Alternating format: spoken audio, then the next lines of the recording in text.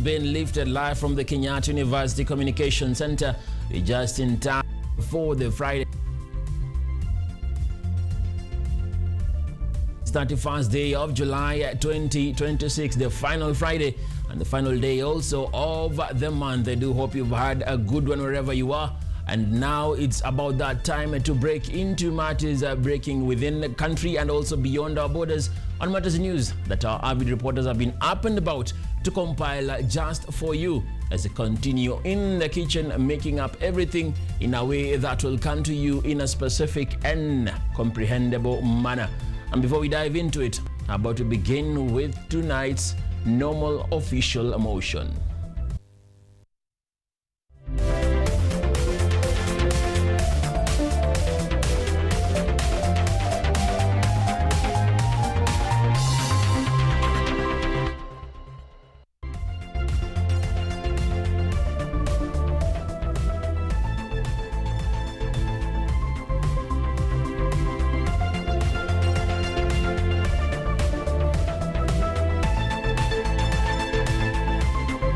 Yes, that is right. My name is Emmanuel Kutosi, and I invite you also to join us on our social media handles at KUTV_Kenya across all social media platforms. And of course, you can reach out to me at _Emmanuel Kutosi. Let's kick it off with National Assembly Speaker Moses Wetangula, who has rallied behind President William Ruto's new long-term development vision, saying the president's address presented a bold roadmap for Kenya's future. However, the address has also sparked mixed reactions, with some Kenyans and political commentators arguing that it focused more on the president's development record and future aspirations than on immediate concerns they had expected him to address. Take a look. Fellow citizens, there is, however, some good news. We can, we must, and we shall together get it right this time round. The National Assembly Speaker Moses Wetangula has defended President William Ruto's special national address, describing it as a visionary blueprint intended to unite Kenyans around a common development agenda beyond Vision 2030. Amesema, and every country that moves forward must have a dream, and every dream is valid. Wewe kama unachezea tu hapa mbele, hata hutaki kwenda Embu, utakaa tu hapa. This, ladies and gentlemen, is not a theoretical discourse. The decisions we make today will determine whether our constitution becomes the greatest instrument of our national transformation in our history, or the greatest opportunity we missed.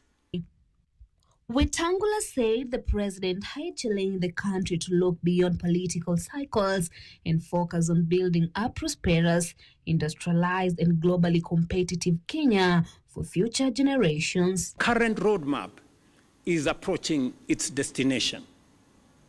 Vision 2030 has brought us this far, but it is approaching its horizon.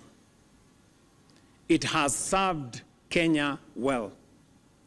It transformed the way we think about national development, provided a common direction, inspired investment. The president called for a national conversation on a new development charter to succeed Vision 2030 and urged Kenyans to embrace a shared vision for long-term transformation.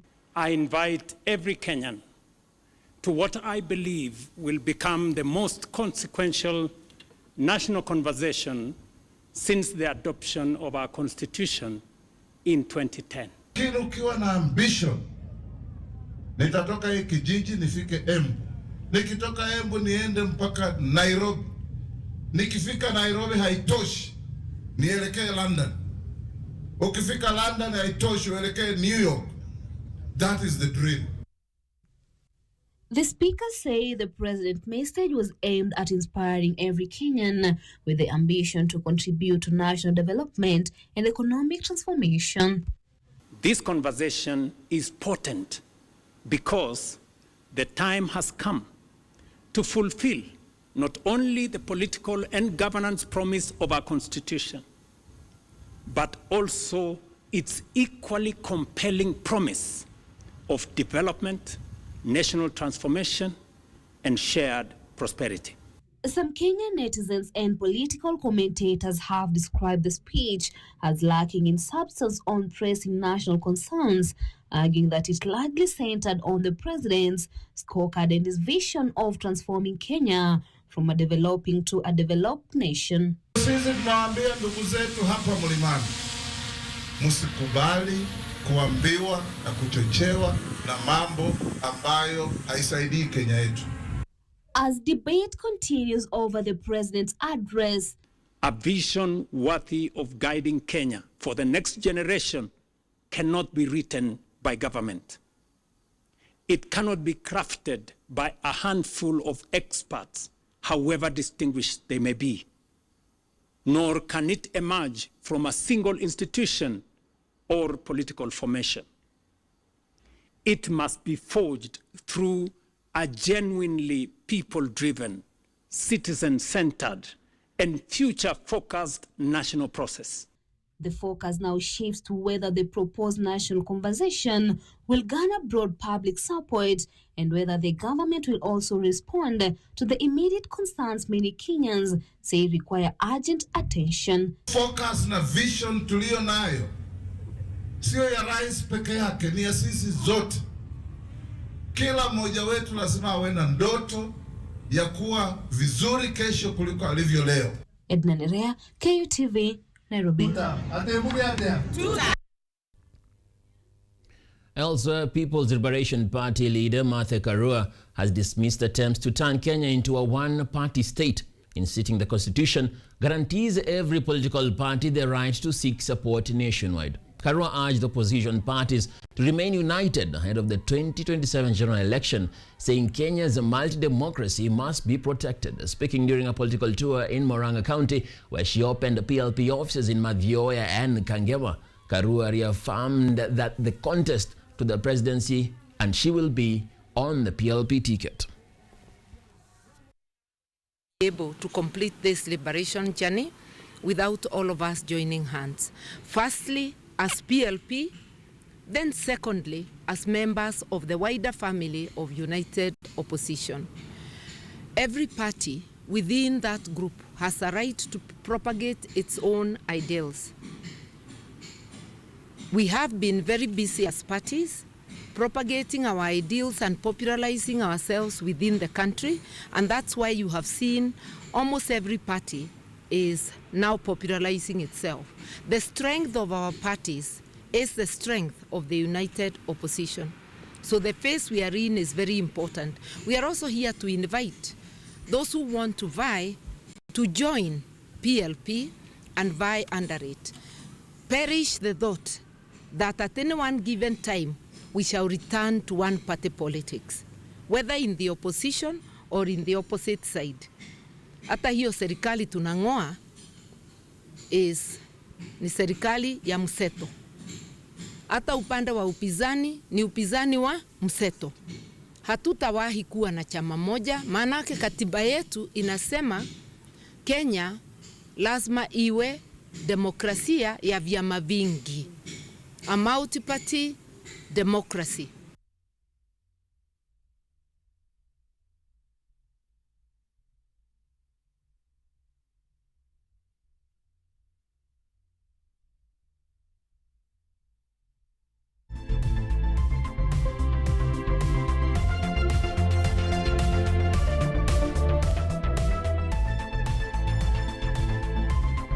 Students and startups alike have been encouraged to take up more roles in medical innovation. Speaking during the Biodesign Innovation Program Final Showcase held at the Kenyatta University, Professor Michael Mwite Gisheru, Executive Dean at the Graduate School, noted that there is immense potential in the space with support currently available. Ongoing reforms aimed at better facilitating the Kenyan startup ecosystem have been commended by various industry players during the Biodesign Innovation Program Final Showcase. The device is there, innovation is there, validation is where I think the real work starts. And I think that's the way to go. Even for the other device that is checking the respiratory distress, I think the validation is very, very key because you can come up with a device, but can it be proven? Can it be relied on? Right now, things are changing a little bit because they're making it easier for innovators to actually succeed. They're coming up with Startup Act, which is already in place, where they're supporting innovators.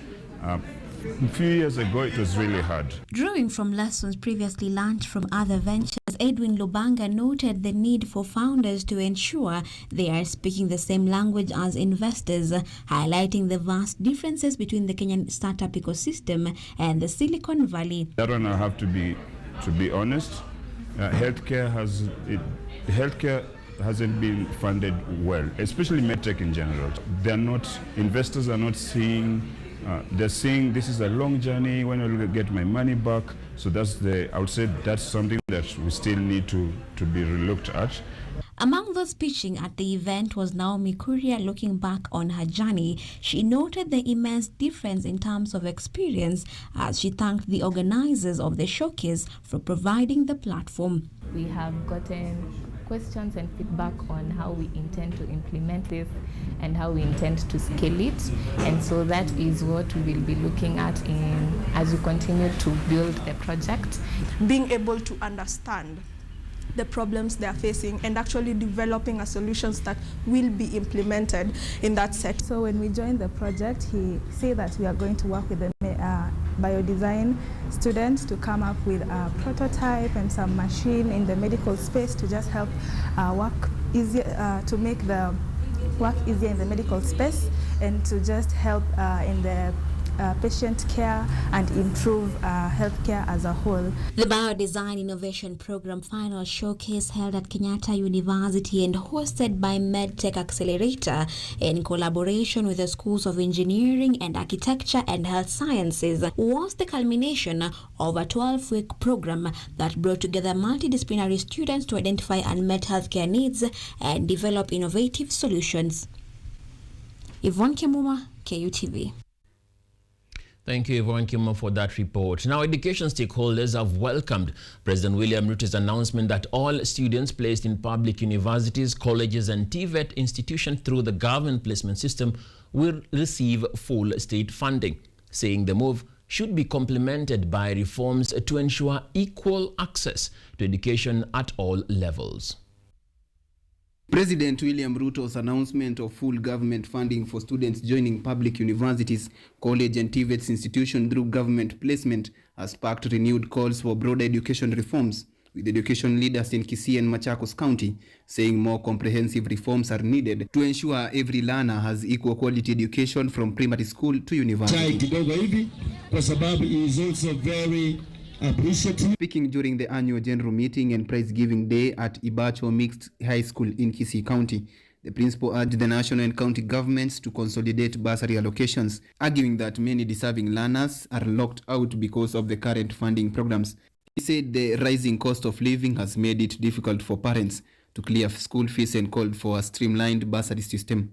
As we release our students today and others tomorrow, and the previous schools have also closed, is that they take time to talk with their children about being obedient, being responsible while at home and while in school, because they are preparing their future.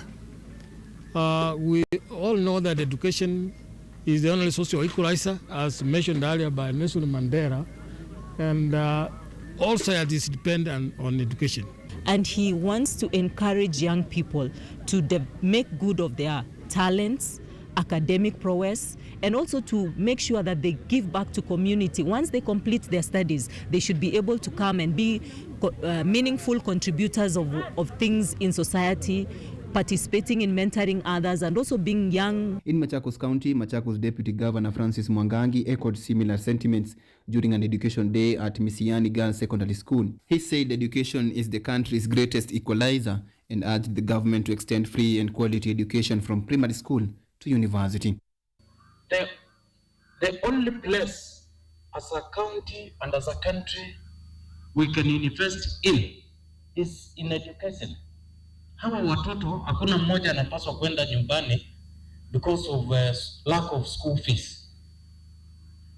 And I think tukiangalia na wale wasomi wote mko mbele yangu, and the level of taxation regime in Kenya today, I think education should be free so that we can... Education stakeholders now say President Ruto's funding pledge will have a greater impact if it is matched with efficiency bursary management and investment in quality education across the country. Edward Nyamu, KUTV.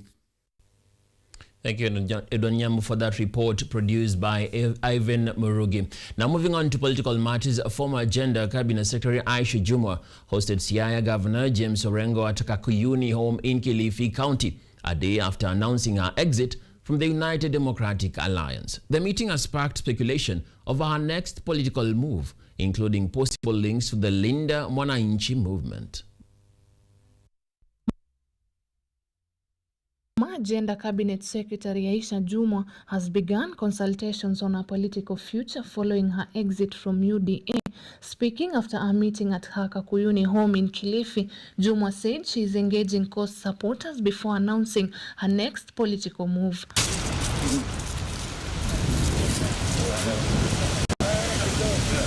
As I said it clear yesterday in my statement that nimetoka United Democratic Alliance Party na nikasema ya kwamba mimi sasa niko tayari kuzungumza na wale ambao ni like-minded kwa sababu ya manufaa ya watu wa Kilifi. Mwa also declared that she officially left UDA and that she is ready to speak to the like-minded people for the benefit of the coastal region, assuring the people of the bright future ahead with the new alliance. In my capacity as the party leader of Linda Mwananchi, I came here to make a courtesy call. I couldn't wait any longer because I know Mheshimiwa Waziri has been Raila's daughter, you know, very close to the heart of Raila Amolo. On the other hand, Governor James Orengo highlighted that in his capacity as the Linda Mwananchi party leader, he could not wait any longer to welcome Aisha Jumwa to the united opposition since the coast have her as one of their best leaders. But I have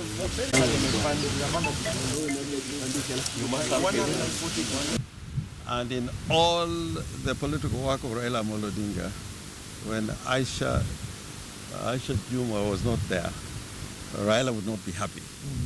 And she's eloquent, brilliant, and I can say without without fear of contradiction, the cause has now a leader.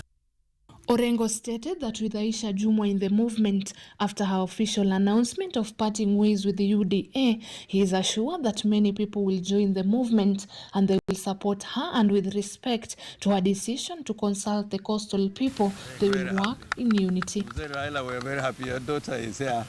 And I know that in this part of the world, the people in Kilifi, in Lamu, in Tana River, in Taita Taveta, in Mombasa, in Kwale, and particularly within the Mijikenda, they are with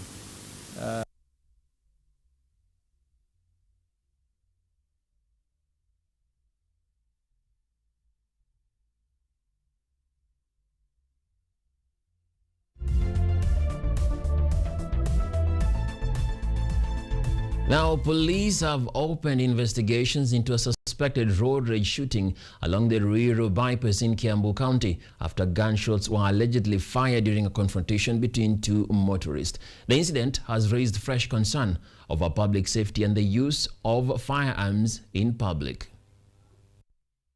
A suspected road rage accident along the Ruiru bypass has triggered police investigations after gunshots were allegedly fired during a confrontation between two motorists. The public service vehicle driver claimed he had stopped to assist a stalled car before being confronted, dragged from his vehicle and threatened with a firearm. Aliingia kwa gari akachukua pistol, akasuti gari yangu mguu.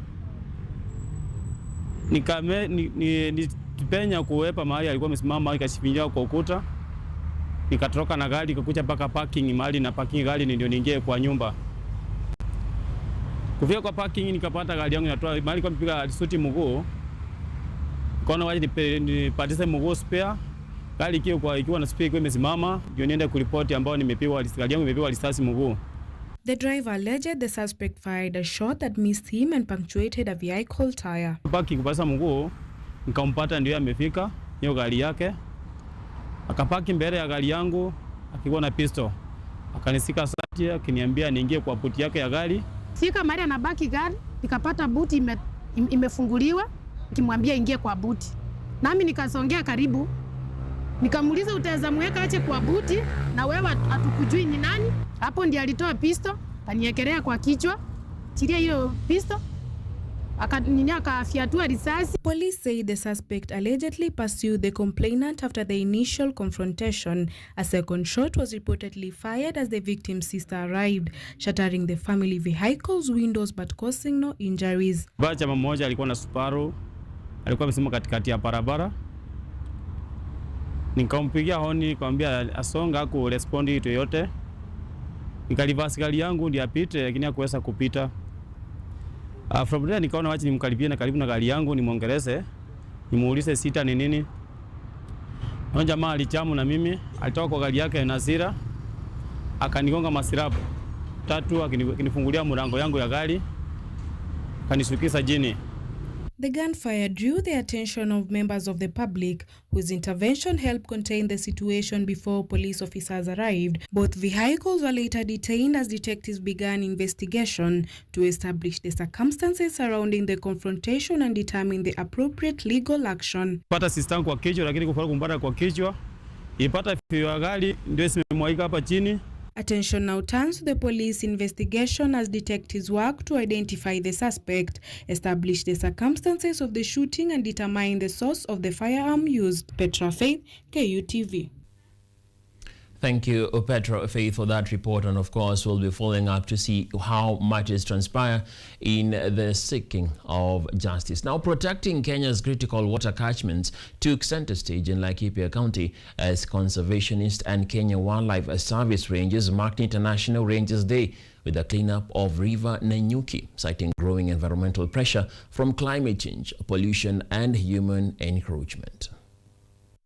Efforts to safeguard Kenya's water resources gained momentum in Laikipia County as conservationists and Kenya Wildlife Service Rangers marked International Rangers Day with a cleanup exercise at River Nanyuki to combat pollution and environmental degradation.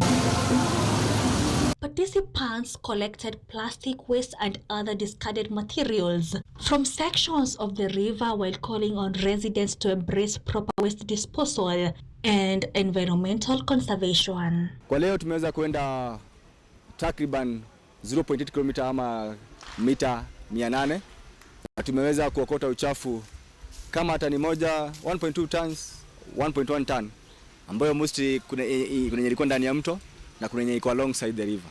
Sisi wote kama wa Kenya kuweza kuhakikisha kwamba mito yetu ni safi. They also urged the Rangers to join the Rangers Association of Kenya, highlighting the critical role played by wildlife rangers in protecting Kenya's natural resources and ecosystems. Ningewaomba wajiunge wawe members wa hiyo association sababu ni yao, ili waweze kuangaliwa welfare yao.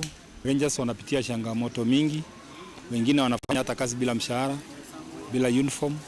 Organizers said safeguarding water catchment areas is essential in ensuring reliable water supplies, preserving biodiversity for future generation. Primates tumejua miti ile wanakula, tunawapandia. Tuko na tree nursery yetu, tunafanya hata mambo ya conservation. Tukipanda hiyo miti, tunapea hata community. Hasa tunawahimiza tupande hiyo miti ili kurudi kama kitambo bila wanyama walikuwa wanafurahia. pressures on Kenya's water catchment continues to grow, conservationists say sustained partnerships, community participation, and stronger environmental protection measures will be critical to safeguard the vital ecosystems for future generations. Murugiga Ki, KUTV. All right, and on that juncture, we take our first break right here on the Friday edition of the KUTV Prime Time News. Tell a friend, KUTV is streaming live on KUTV News Kenya. Don't go too far. I'll be back with more just for you.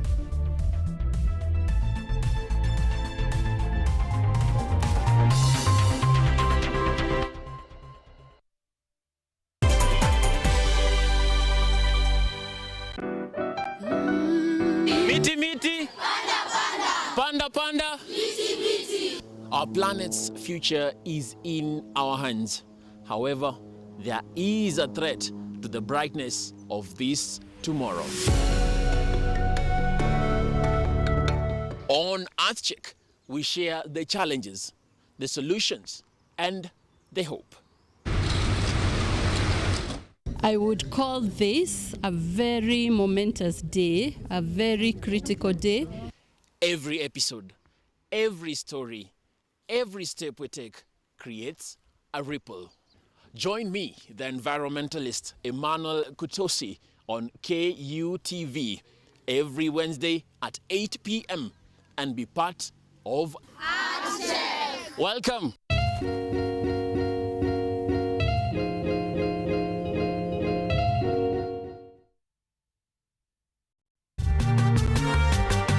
Wanasema kula uhondo kwa taka matendo, na bila shaka matendo yake yakazaa uhondo. Bidii na panda shuka zake zikamfanya awe mwanga wa dunia. Bi Pauline Care ni mwalimu wa walimu. Nilijua nilikuwa ninataka kufanya kwa mochari. Nilijitolea kimasomaso, nikasema manake nimeenda shule kama wenzangu wa kiume, nitafanya kazi kadri na uwezo wangu. Inafika mahali ile game yenye umesema hiyo ndio unaenda kugive up na uachane na boxing, ndio unapata WBC. Fahamu mwanamke huyu kwa utendeti zaidi ukitazama kipindi cha Mwanamke Mwake.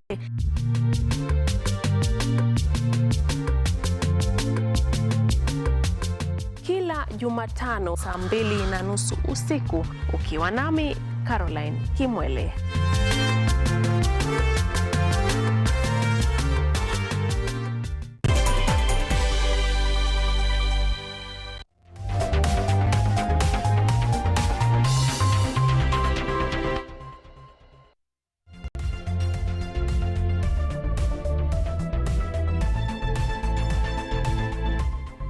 Welcome back to the Friday edition of the KUTV Prime Time News. Let's get back into it.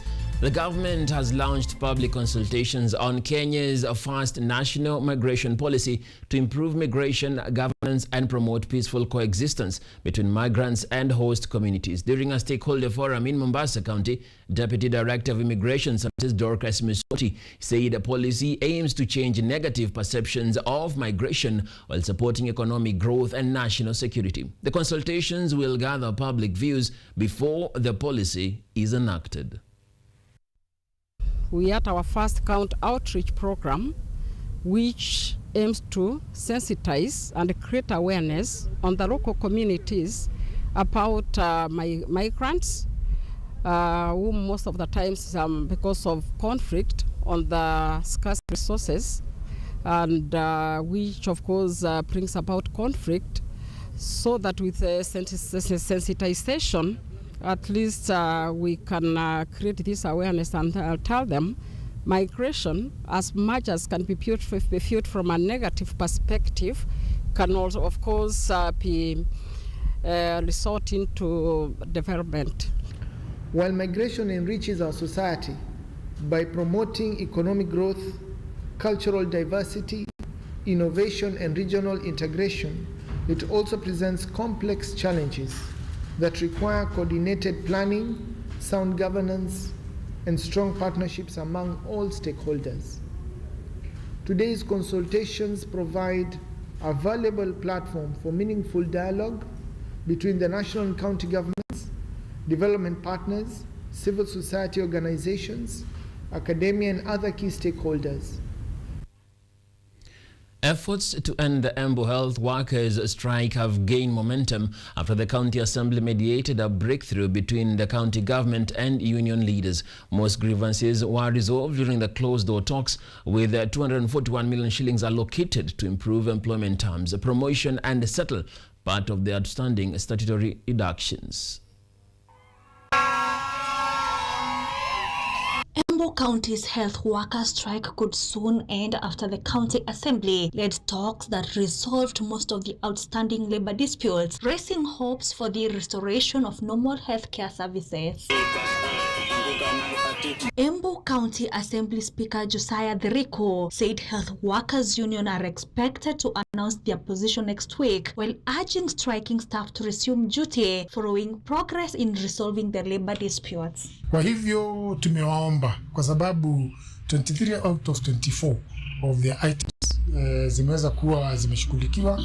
Tumewaomba ya kwamba warudi kazini ili waweze kufanyia wananchi wetu kazi, na wametueleza kwamba Jumatatu watakuwa na mkutano na members wao waweze kueleza vile ambavyo tumeweza kuafikiana. On the other part, Manyata Member of Parliament Kitonga Mukunje has challenged Embu Governor Cecily Mbarire to stop engaging in political blame games and urgently address the health crisis caused by the ongoing county health worker strike. Wananchi wanajua hospitali zimegoma, si ndio? Sasa niliona Karinda jana akisema ni siasa. Nashangaa siasa gani? Siasa gani na madaktari wako njiani wanasema wapewe mshahara yao? I think tuko na shida kubwa sana. Tulichagua governor ambaye ajui ile kazi anafaa kufanya. The health worker strike, now in its 4th day, has disrupted healthcare services across Embu County, leaving patients without essential medical care as residents continue to feel the impact of the industrial action. Tumesema pia we don't want confusion. Ile kazi inafanywa katika hii barabara, there is no single coin ambayo imetoka katika county government. Na uwezi pewa 40 billion alafu useme unakuja kulaunch project za Mukunji.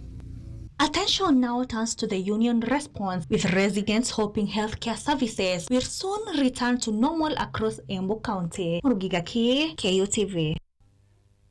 And as that was transpiring in Embu County, Mombasa had different ideas. Mombasa County has moved to cushion patients from disruptions caused by the nationwide nurse strike by ordering the immediate recruitment of 573 contract nurses.